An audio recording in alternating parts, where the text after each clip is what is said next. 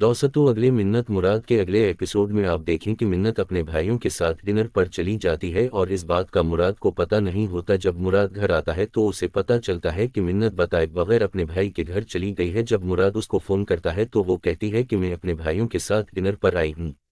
ये सुनकर मुराद कहता है कि तुम मुझे भी कॉल कर सकती थी, मैं भी तुम्हारे साथ चला जाता।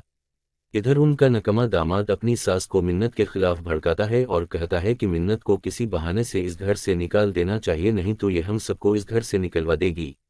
ये सुन इसकी सास मिन्नत के कमरे में जाती है और इससे लड़ने लगती है और ये दोनों बातें कर रही होती हैं तो अचानक ऊपर से मुराद आ जाता है। मुराद को देखकर उसकी मां रोने की एक्टिंग करने लगती और कहती है कि मिन्नत ने मेरी बहुत बेइज्जती की है। इस तरह मुराद मिन्नत को अपनी मां से माफ़ी मांगने का कहता है, जिस पर मिन्नत कहती है कि मेरी कोई गलती नहीं तो मैं माफ़ी क्यों मांगूं।